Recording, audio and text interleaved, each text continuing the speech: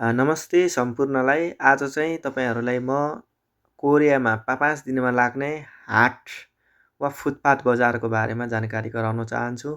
र आज चाहिँ हामी सामान किन्न गइरहेको हुनाले यहाँको छोटो भिडियो मैले बनाएको छु र तपाईँहरूमाझ राखेको छु, हेर्न सक्नुहुनेछ। विभिन्न प्रकारका खानेकुराको आइटमहरूदेखि लिएर तरकारीहरू, सागसब्जीहरू, लुगा हरू राखिएको हुन्छ, जसमा यो चाहिँ तिते करेला, बदाम र यता अन्य तरकारीहरूको आइटमहरू पनि राखिएको छ। यसरी भाग लगाएर राखिएको छ र हामीले तिते करेला किनौँ कि भनेर चाहिँ हामी सरसल्लाह गर्दैछौँ। भेन्टीहरू, मुलाहरू यसरी राखेको हुन्छ। अहिले चाहिँ यहाँ नकिन्ने, अर्कै एकछिनमा किनौँ भन्ने हाम्रो सल्लाह भइराखेको छ। र अब चाहिँ हामी अन्य दृश्यहरू तपाईँहरूलाई देखाउन चाहन्छु, हेर्न सक्नुहुनेछ। यो चाहिँ माछाको आइटम रहेको छ, माछाको आइटमहरू हेर्न सक्नुहुन्छ। र यो चाहिँ तरकारी नेपालको चाहिँ बन्दा चाहिँ प्याज, लसुनदेखि लिएर अदुवा सबै राखेको हुन्छ। यहाँ चाहिँ फर्सीदेखि लिएर हेर्न सक्नुहुनेछ चाहिँ खोर्सानी, हरेक नेपालमा चाहिँ ताजा तरकारी, गाउँघरको ताजा तरकारी जस्तो फर्सीको मुन्टादेखि लिएर चम्सुर चाहिँ पेप्सिकम चाहिँ हरियो काउलीदेखि लिएर सबै आइटमहरू राखेको छ। र यहाँ चाहिँ हामीले यो तिते करेला किन्न लागिरहेका छौँ र तिनवटा भाग राखिएको रहेछ तिते करेला चाहिँ। यो एक भागको चाहिँ 5,000 यहाँको भनेपछि लगभग नेपाली एक भागको 500 पर्न गयो। र एक भागमा चाहिँ 3टा हुँदो रहेछ। 3वटा तिते करेलाको चाहिँ नेपाली 500 रहेछ यहाँको मूल्य चाहिँ, हेर्न सक्नुहुनेछ। अब हामीले किन्न लागिरहेका छौँ र अन्यहरूले पनि किन्दै हुनुहुन्छ। हेर्न सक्नुहुनेछ तरकारीका विभिन्न आइटमहरू नेपालको चाहिँ सेम नेपालमा पाउने सबै परिकारहरू यहाँ तरकारीका आइटमहरू पाउन सकिन्छ। र माछा मासुदेखि लिएर लुगा लाउनेदेखि लिएर सबै पाउन सकिन्छ। यो चाहिँ 5 दिनमा एकपटक लाग्छ। 5 दिन भन्दा पनि जस्तै 15, 20, 25, 30मा भनेको चाहिँ 5 तारिक, 10 तारिक, 15 तारिक, 20, 25 त्यसरी लाग्छ। र अन्य ठाउँमा यसरी लुगाहरू पनि राखिएको हुन्छ। यो चाहिँ अरू बार अरू बेला चाहिँ सबै सुनसान हुन्छ भने अहिले चाहिँ यसरी बजार राखिएको हुन्छ। लुगा पसलहरू यसरी राखिएको हुन्छ व्यवस्थित तरिकाले। खानेकुराहरू पनि यसरी एकदम व्यवस्थित तरिकाले बेचिरहेको हुन्छन् यसरी साइडमा राखेर। जस्तै फुटपाथ जस्तै मान्नु पर्यो नेपालको त्यो पहिला चाहिँ चाबेल वरिपरि रत्नपारमा लाग्ने बजार जस्तै हो। तर त्यहाँको जस्तो अव्यवस्थित चाहिँ हुँदैन, यहाँ चाहिँ एकदमै व्यवस्थित तरिकाले बजार राखिएको हुन्छ। यो चाहिँ माछा मासुको आइटम भयो। यो चाहिँ माछाहरूको विभिन्न परिकारहरू रहेका छन्, आइटमहरू हेर्न सक्नुहुनेछ तपाईँहरूले। र यहाँ चाहिँ 5 दिनमा लाग्ने भएकोले धेरै मान्छेहरू पनि भेला हुन्छन्। यो चाहिँ सबै माछाको आइटम हेर्न सक्नुहुन्छ। माछाको आइटम विभिन्न माछा हाम्रो नेपालमा पाइने सिद्राहरूदेखि लिएर हरेक कुराहरू यो चाहिँ जो समुद्री माछाहरूको चाहिँ आइटमहरू रहेका छन्, सी फुडहरू। यो साना साना माछा, यो चाहिँ तिते माछा त भन्न मिल्दैन होइन, तर पनि यो माछाको आइटम हो सबै। र पल्लो चाहिँ यो बदाम, ओखर, त्यसपछि काजुहरूको आइटम चाहिँ अलिक यता साइडमा थोरै रहेछ। यो 5,000 बदामको नेपाली 500 यो बदाम भयो। त्यसपछि यो 12,000को ओखर होला। त्यसपछि अलि उता काजुहरू छन्, काजुहरू पनि यो एक प्याकेटको चाहिँ 12,000। मासुको आइटम चाहिँ यो माछा हो। यो तपाईँहरूले हेर्दा चाहिँ यो के जस्तो देखिन्छ भने खाप्से जस्तो देखिए तापनि यिनीहरू माछाको आइटमहरू सबै। यो 10,000 वोन भन्नाले नेपाली 1,000 पर्न गयो। माछाको आइटमहरू हेर्न सक्नुहुनेछ विभिन्न प्रकारका। तपाईँहरूले बिस्तारै म देखाउन चाहन्छु,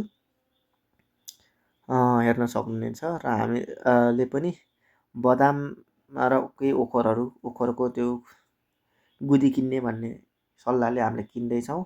तपाईँहरूले देख्न सक्नुहुन्छ यो काजु भयो, उता ओखर भयो, त्योभन्दा उता ओखर, अनि बदाम, अनि अन्य विभिन्न आइटमहरू यसरी राखिएको हुन्छ।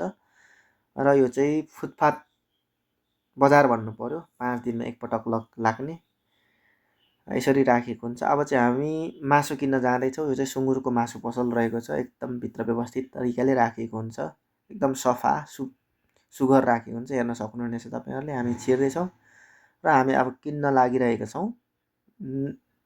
यसरी भित्र फ्रिज पनि पुरै एउटा कोठा जस्तै हुन्छ र त्यसरी मासुको आइटम राखेको हुन्छ। र यहाँ आउनु बित्तिकै चाहिँ हामीले सधैँ नै एउटा चाहिँ यहाँ कफी खान्छौँ। र हामी कफी चाहिँ यहाँको त्यो नेपालको त्यो कस्तो भन्दाखेरि सातु चिया भन्छ, तपाईँहरूले बुझ्नु भएको छ होला, सुचिया जस्तै लाग्छ र चाहिँ एउटा दुई आइटम आउँछ, एउटा कफी एउटा यस्तो सुचिया जस्तो, र हामी चाहिँ सधैँ यो सुचिया जस्तो चाहिँ खान्छौँ। एकदमै राम्रो मिठो हुने भएकोले चाहिँ यो प्रत्येक पटक हामीले आउँदाखेरि चाहिँ यो मासु पसलमा खान्छौँ। र अहिले मैले निकाल्दैछु यो मेसिनबाट, तपाईँहरूले हेर्न सक्नुहुन्छ, यसरी निकाल्न सकिन्छ। र यसरी मासु चाहिँ एउटा कोठामै राखे हुन्छ पुरै, र फ्रिज नै एउटा सानो कोठा जस्तैमा चाहिँ फ्रिजै डल्लै फ्रिज गरेर राखेको हुन्छ। यसरी मासुको आइटमहरू यसरी बेच्न सकिन्छ, यहाँको बेचिएको हुन्छ। र अब हामी कफी खाइसके पछाडि चाहिँ यहाँबाट मासु कटिङ गरेर निक्लिसके पछाडि चाहिँ हामी फेरि अन्य ठाउँमा जानेछौँ। अन्य ठाउँको चाहिँ ठाउँको पसलहरू पनि तपाईँहरूलाई म देखाउने कोसिस गर्नेछु।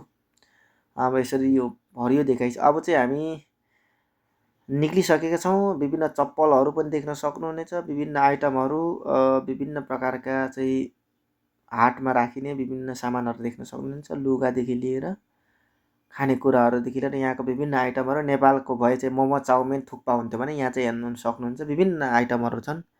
फलफुलहरू देख्न सक्नुहुनेछ, यतापट्टि चक्लेटको आइटमहरू यहाँ हेर्न सक्नुहुनेछ, विभिन्न प्रकारका चक्लेटका आइटमहरू। यता चाहिँ फलफुलका आइटमहरू हेर्न सक्नुहुनेछ तपाईँहरूले। 10,000 वोन भन्नाले नेपाली 1,000। यो चाहिँ कुखुराको मासु यसरी हेर्न सक्नुहुन्छ, आइस पुरै आइसमा राखेर कुखुराको मासु पनि यसरी राखिन्छ। र यता चाहिँ खाने आइटमहरू रहेका छन्। यो चाहिँ 5 तारिक, 10 तारिक, 20, 25, 30 तारिकमा लाग्ने गर्दछ, 5 दिनमा। यो चाहिँ विभिन्न प्रकारका खानेकुराका आइटमहरू। यता चाहिँ माछाको आइटमहरू रहेको छन्, अघि पर पनि थियो र यता पनि माछाको आइटमहरू, विभिन्न प्रकारका समुद्री सी फुडको आइटमहरू पनि रहेछ। र यता चाहिँ यो सुकाएको माछाहरू देख्न सक्नुहुनेछ यो सबै, अनि विभिन्न जडीबुटीहरू पनि देख्न सक्नुहुनेछ, यहाँका जडीबुटीहरू, माछाहरूदेखि लिएर च्याउहरू हेर्न सक्नुहुनेछ। र अब यतापट्टि चाहिँ विभिन्न अब यो चाहिँ के भन्नु, अब बोरामा राखेको छ विभिन्न यो तरकारीको आइटम, बोडीदेखि लिएर यो नेपालमा भए धान चामल के हुन्छ नि त, त्यस्तै यो बोरामा पुरै यसरी प्याक गरेर राखेको हुन्छ। यहाँ देख्न सक्नुहुन्छ घडीहरूदेखि लिएर विभिन्न प्रकारका यो मेसिनरी सामानहरू देख्न सक्नुहुनेछ। र यता चाहिँ स्याउ आरूदेखि लिएर हेर्न सक्नुहुन्छ आरूको दाना कत्रो छ, आरूदेखि चाहिँ अङ्गुरदेखि लिएर विभिन्न प्रकारका आइटमहरू देख्न सक्नुहुनेछ।